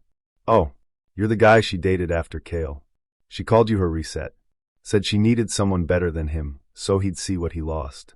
She said it like it was fact. Like it wasn't cruel. Like I should have seen it coming. Apparently, Cyril and Kale had a messy breakup. Real burn the bridge and salt the ground kind of thing. He moved on fast. She didn't. So she made a plan. She'd level up. Find someone better. Someone who looked good on paper. Someone with decent teeth and a full-time job. Someone who could be photographed in dim lighting like a romantic revenge ad. And then when he came back, she'd drop it all. Slide right back into the familiar ache. I wasn't a person. I was a performance. It didn't break my heart. It broke my sense of reality. Because it made me question the entire relationship. Every voice note. Every playlist. Every night on my floor eating popcorn. Was any of it real? Or was I just the background noise in her love story? I didn't text her. Didn't ask for answers. Didn't beg for clarity. But sometimes late at night, I replay our conversations. Try to dissect them like crime scenes. "You remind me of someone I used to know." She meant Kale. "You seem like the type who remembers birthdays." She meant he didn't. "You make me feel calm in a way I forgot existed." She meant I wasn't him. And that's the thing. I never stood a chance. Because I wasn't the person she wanted. I was just the person she used to get him back. Now every time someone says they've just gotten out of something, I run. Every time a girl sends me a playlist, I wonder if it's coded for someone else. Every time someone holds my hand across a table, I check the angle, just in case it's being framed for someone else's attention. Cyril didn't ruin me. She taught me something worse. I met Ivar at a bar with red lights and no sign out front. One of those places that pretends it's too cool to advertise, so you walk in already feeling like you should apologize for not knowing the bartender's name. He was standing alone near the jukebox, drinking something clear and bitter. I remember noticing his hands first, long fingers, a ring that looked antique but intentional. He was dressed like someone who knew what cut meant when it came to denim. I didn't expect him to be friendly. But when I ordered a drink and made a comment about the music, some obscure post-punk band I only knew because of a roommate, he turned to me and said, "You like this stuff?" Like it was a test. I nodded. He smiled. Most people pretend to. I said, I'm not most people. He laughed. And that was it. We talked for an hour. I don't even remember what we talked about, just that it felt like being seen through a filter I didn't know existed. He asked good questions. Not just what do you do, but what's something you miss that you can't explain. That kind of thing. I left that night with his number and a weird sense of gravity in my chest. Our first date was 2 nights later. He picked a dive bar with a photo booth in the back. Said he liked places with texture. He wore a leather jacket that had definitely not come from Zara. Said he used to live in Berlin. Said he worked in freelance content strategy, which is code for I do whatever pays me and sounds cool. But he listened. That was the thing. Really listened. When I talked about my dad, who used to build furniture by hand, and then suddenly didn't, he didn't blink. When I told him I used to write poetry and stopped because it made me feel too exposed, he said, there's a different kind of nakedness in silence. I fell harder than I should have. We started seeing each other regularly. Once a week, then twice. Then it bled into sleepovers, late-night phone calls, and playlists sent at 3 a.m. Ivar liked to talk about emotions like they were something to be mapped. People always think vulnerability is the end of control, he said once, as we lay on his floor surrounded by old DVD cases. But it's also the best way to find leverage. I thought it was philosophical. Now I know better. It started unraveling because of a podcast. I was walking to work, half awake, scrolling through Spotify when I saw an episode titled, Emotional Game Theory, How to Win a First Date in 3 Moves. I clicked it, curious, and I heard a voice I recognized. Not just the voice, the cadence, the phrasing, the way he said leverage. I paused it, rewound, played it again. It was Ivar. He was a guest on the episode, introduced as a dating strategist and creator of Primal Proof, a YouTube series on emotional dynamics in modern relationships. I had never heard of this channel, never seen a link, never been told. I Googled it that night. The channel was slick, professional, a little too slick. The banner read, Decode Desire, Reclaim Power, Prove the Primal, and under it, weekly episodes on emotional patterning, psychological triggers, and the art of romantic proof. There were dozens of videos. Titles like, How to Make Her Open Up in 20 Minutes, Date Night Dynamics, The Perfect First Drink, Vulnerability as a Weapon. I clicked one at random. It was a dimly lit video titled, Silent Calibration, The Power of Pauses. And there he was, Ivar, sitting in front of a bookshelf, wearing the same ring I'd seen him wear on our first date. Speaking softly to the camera, dissecting conversations like they were chess games. He used phrases I remembered, lines I thought were spontaneous. He broke down eye contact like a weapon, smiles like openings, insecurity like kindling. I watched more, and then I saw it. A thumbnail that made my stomach flip. It was our bar. Same booth, same lighting, same angle. And in the corner of the screen, blurry, not quite in focus, but unmistakably me.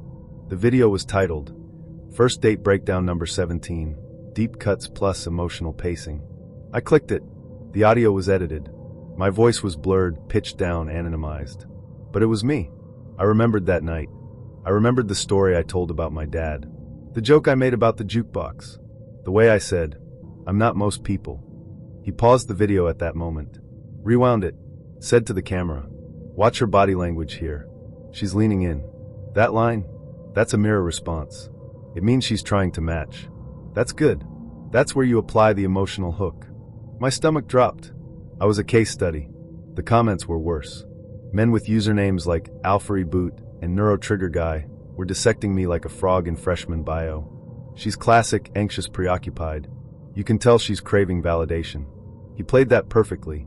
At 5:13, she gives the compliance laugh. That's when you go for the close. This is how you handle creatives. They're addicted to being understood. I closed my laptop and sat in the dark for 2 hours. I wanted to throw up. I wanted to scream. I wanted to disappear. I confronted him 2 days later. I texted first. Can we talk somewhere quiet?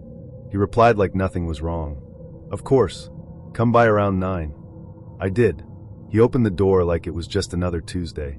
I sat on his couch, stared at him, said nothing. Then I asked, how many of your dates have you filmed? He didn't flinch, just tilted his head and said, not filmed, documented. I asked if he had a release form. He said, "It's legal if it's in a public place and identities are masked." I checked. I asked if he ever thought about what it felt like. He said, "I think about feelings all the time. That's the point." I asked if I was special. He said, "You were effective." That was the word he used. Effective. Like I was a marketing campaign. Like I was a successful test result. I left. Didn't cry until I got home. Didn't tell anyone for weeks. I kept checking the channel, morbid curiosity. He kept uploading. Kept analyzing. I watched him break down the way women hold menus. The way they laugh too fast. The way they talk about their mothers. He never named names. Never showed full faces. But I saw myself in every frame. I don't date anymore. Not because I'm scared. Because I don't trust what people are doing with the things I say when I think I'm safe. Because now, when someone listens too closely, I wonder if they're taking notes. Because now, when someone says, "Tell me something real," I hear, "Give me content." Jace didn't feel like a red flag. He felt like a warm coat on a cold day. Like the kind of safety you forget to question. We met at a mutual friend's gallery opening. He was standing alone, staring at a painting of a woman curled up on a couch, her eyes half shut like she was trying to disappear. I joked that it looked like me every Sunday morning. He looked at me and said, "She reminds me of someone." Then he smiled. "You kind of do too." I laughed, awkward but flattered. I didn't know then what he meant. I didn't know how deep those words would cut later. He asked for my number before I finished my wine. Said he liked people who noticed the sad parts of things. I told him that was the most pretentious line I'd heard all night. He grinned like he had just won something. He texted that same night, "Do you always look at art like it's going to betray you?" I replied, "Only when it flirts first." And just like that, I was in. The first few weeks were easy. Jace was the kind of guy who paid attention. Not just in the performative way a lot of men do, where they parrot back your favorite book or fake surprise when you mention your birthday. Jace listened like he was building a mental replica of me, piece by piece. He remembered things I didn't realize I'd said. He brought me soup when I had a cold, and left a note that said, "I refuse to let you suffer in silence." That's bad storytelling. He made playlists. Handwritten grocery lists. Lit candles during sex. He said fuck like a comma. He looked at me like I was the last song on the record. And I started to believe it. The first weird moment came during sex. We were tangled up in his sheets, sweaty, breathless, still laughing from something dumb I said, and he froze. Mid-movement. Just stopped. His hand on my hip, his eyes far away. I asked if he was okay. He blinked. Then said, "Sorry. You just reminded me of her." I thought he meant an ex. It stung, but I let it slide. We all have ghosts. Later, as we lay there, I asked, "Who's her?" He didn't answer right away. Just stared at the ceiling like it held a secret. Then finally, "My sister, Ivy. She died 2 years ago. Car accident." I didn't know what to say, so I reached over and held his hand.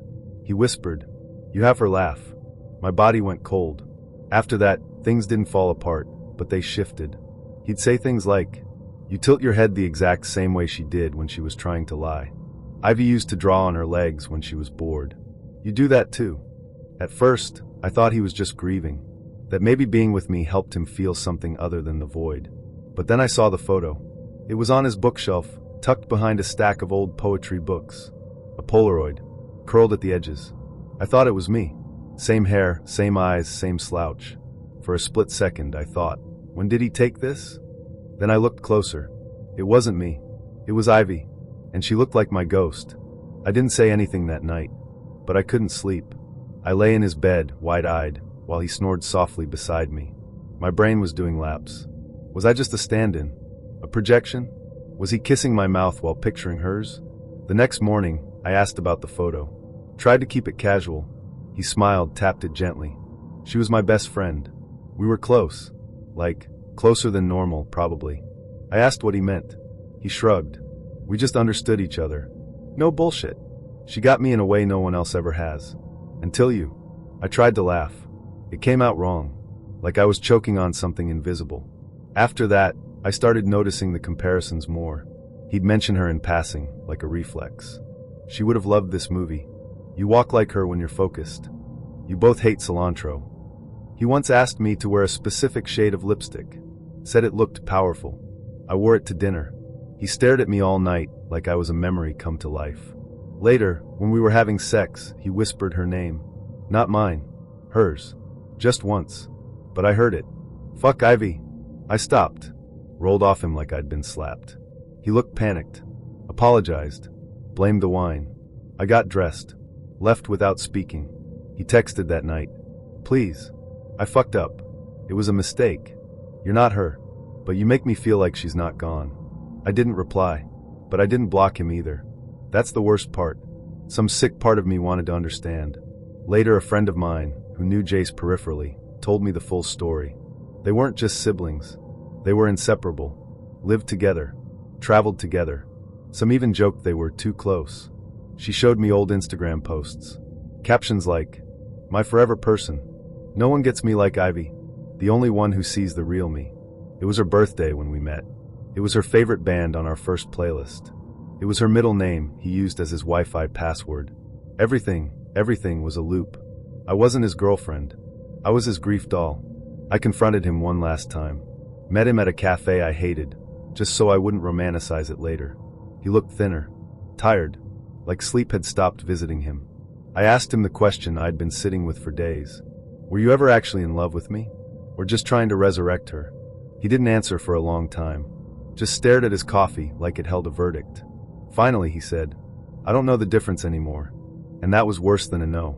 I left. Didn't look back. Didn't cry until a week later, while folding laundry, when I found the lipstick he loved.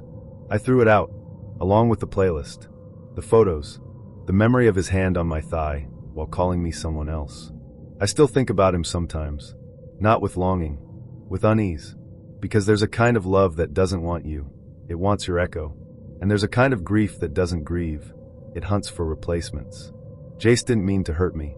But he did. Because I wasn't a person to him. I was a loop. And he needed someone to play her part. Liz didn't flirt, she observed. She wasn't the kind of woman who batted her lashes or leaned in too intentionally. She didn't touch your arm when she laughed or make a show of remembering the drink you liked. She watched. Waited. Filed things away behind her eyes like they might be useful later. We met at a writing workshop I wasn't even supposed to attend. My friend had begged me to come, said it would loosen me up. I was hungover, barely caffeinated, and already planning my escape. Then she started reading. Her piece was called Mouthfuls of Grief, and it was less a story than it was surgical. The kind of writing that slips a blade between your ribs before you realize it's there. I only remember one line, but it stuck. He touched me like he was trying to find a wound he could name. I let him. Then I wrote about it. He never knew. She didn't look up once. Just read it like she was trying to exorcise something. When it was over, the room stayed silent longer than it should have. I didn't ask a question. I didn't say anything. I just sat there, stunned in a way that felt almost shameful. After the session, I went outside to smoke, even though I'd quit months ago. She was already out there, leaning against the railing, clove cigarette between her fingers, wearing all black, turtleneck, wide-leg pants, boots with silver zippers. Her hair was tied up in this loose, careless knot like she'd done it in a moving car. I said something stupid. Your writing feels like watching someone bleed on purpose. She exhaled smoke without looking at me. That's not a compliment. I shrugged. Didn't say it was. She turned then. Looked me over like she was trying to decide what section of me to read first. You look like someone who apologizes before they ask for what they want, she said. I laughed nervously. You always start conversations like this? She flicked ash into the wind. Only when I'm bored. Then she handed me her number and walked away. We didn't call it a date. She invited me to a bookstore bar, one of those dimly lit places with dusty shelves, mismatched chairs, and a bartender who judged you for ordering anything with more than 2 ingredients. She pulled a novel off the shelf, flipped to a page at random, and asked me to read a paragraph out loud. I did. Then she read one back. We traded quotes all night like secrets. I picked something from Baldwin. She picked Winterson. To be ill-adjusted to a deranged world is not a breakdown. We didn't kiss. We didn't even touch. But when she left, she texted me. You feel like a secret that's finally allowed to be told. I reread it 3 times before I could even breathe. It started fast. Every other day, then every day. She'd show up at my place with wine and books, and a playlist named something like For When You Want to Feel Skinless but Safe. She didn't ask normal questions. She asked what scared me at 10, what I pretended not to need at 16, what I thought about when I came alone. I answered everything. And when we had sex, it wasn't performative, it was quiet and deliberate, like we were writing something together. A slow press of mouths. Her hands always searching. She made eye contact the entire time, like she wanted to catch my soul, trying to leave my body. Afterwards, she'd lie naked on her side, stare at me, and ask things like, "What part of this would you keep if I left right now?" I once said, "All of it."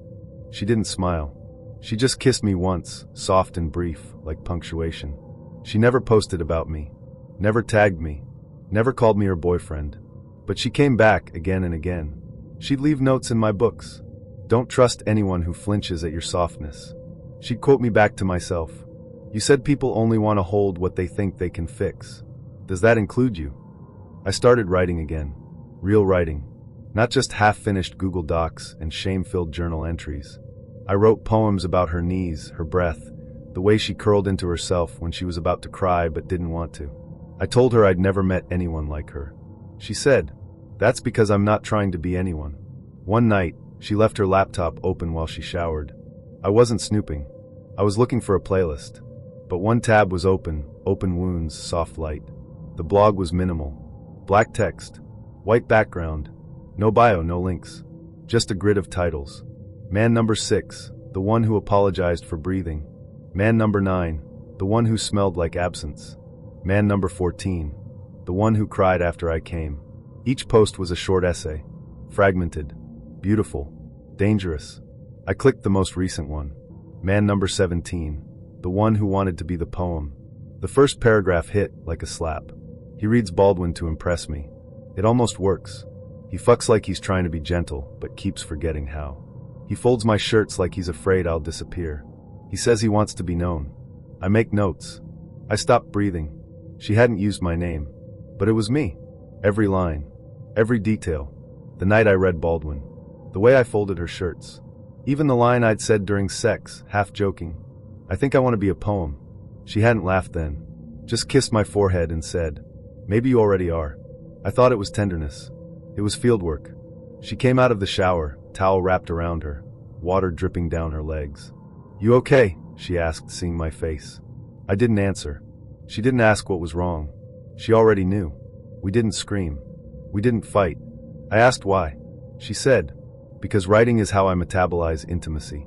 You understand that." I didn't respond. She sat on the edge of the bed, pulled her knees to her chest. "You made me feel safe. That's rare. And terrifying. So I wrote. It's what I do." I asked if I was just a story. She said, "You were a story I didn't want to end." I asked if she would delete it.